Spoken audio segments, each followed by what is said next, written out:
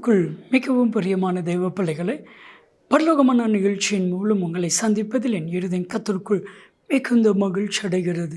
உங்கள் எல்லாரையும் இயேசு கிறிஸ்துவின் இன்பெனின் அமர்த்தினாலும் கிராஸ் டிவி ஊழியங்கள் சார்பாக என் அன்பின் வாழ்த்துக்கள். இன்றைய பரலோகம் அண்ணா, நாம் ஜெயிக்க பிறந்தவர்கள். நல்ல கவனமாக கேளுங்க. கர்த்தர் ஆதாம் ஏவாளை எதற்காக படைத்தார்? ஒரு நாள் ஒரு கேள்வி கேட்டேன். நிறைய பேர் சொன்னாங்க துதிப்பதற்காக, நல்லது. கர்த்தரை மகிமைப்படுத்துவதற்காக, கர்த்தரை ஆராதிப்பதற்காக. ஸோ நிறைய காரியங்களை சொன்னாங்க. ஆனால் எதற்காக தெரியுமா? ஜெயிப்பதற்காக. இப்போ ஒரு காரியம் சொல்கிறேன். ஏதனுடைய நடுவில் ஜீவ விருட்சத்தின் கனி, பக்கத்தில் நன்மை தீமையை அறியத்தக்க கனி. இந்த சாத்தானை ஜெயித்தா ஜீவ விருட்சத்தின் கனியை புசிக்க கொடுக்கணும். அதுதான் ஆண்டவருடைய திட்டம். ஆதியாகமம் 3வது அதிகாரத்தில் இருக்கிற ஜீவ விருட்சத்தின் கனி வெளிப்படுத்தல் 2:7 இருக்குது. வெளிப்படுத்தல் 2:7 நான் சொல்லுகிறேன், ஜெயங்கொள்கிறவன் எவனோ அவனுக்கு பரதேசியின் மத்தியில் இருக்கிற ஜீவ விருட்சத்தின் கனியை புசிக்க கொடுப்பேன் என்று எழுது. அப்போ மனிதனை கர்த்தர் படைத்ததனுடைய நோக்கம் ஜெயிப்பதற்கு.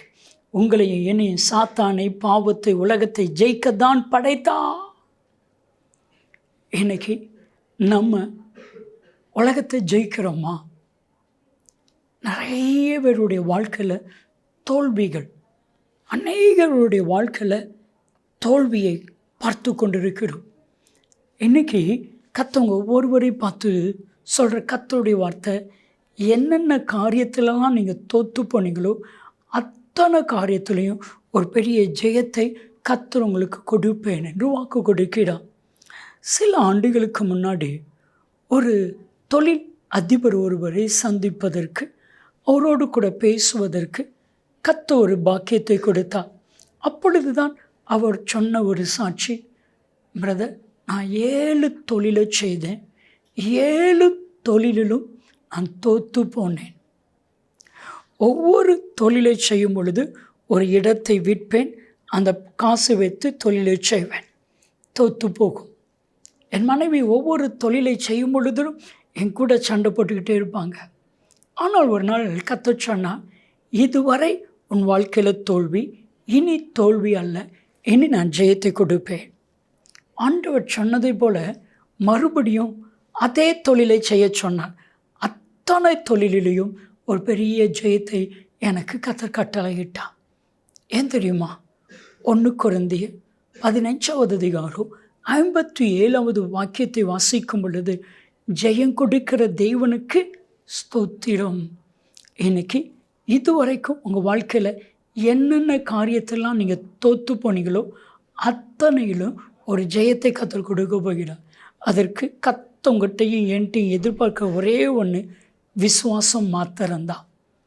1 யோவான் 5:4, தேவனால் பிறப்பதெல்லாம் உலகத்தை ஜெயிக்கும், உங்கள் விசுவாசமே உலகத்தை ஜெயிக்கிற ஜெயம்.